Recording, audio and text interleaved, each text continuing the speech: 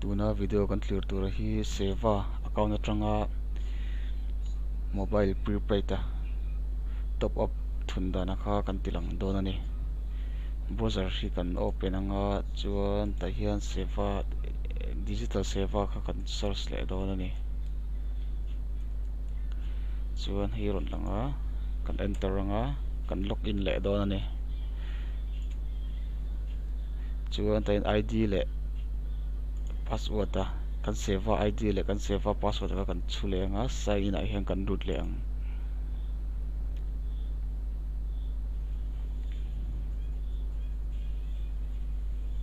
chuan ron display ta a chuan ta hian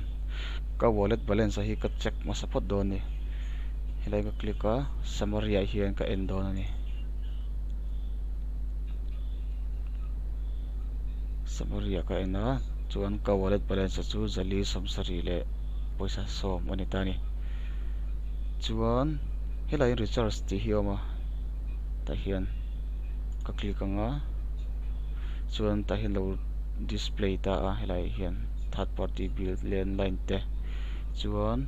mobile prepaid ta hi ka thun don ani ka thun sak tur hi prepaid user ani wangin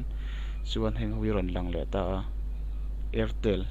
amanga airtel a hin ka click le don ani chuan ta hian phone number kan chu don ani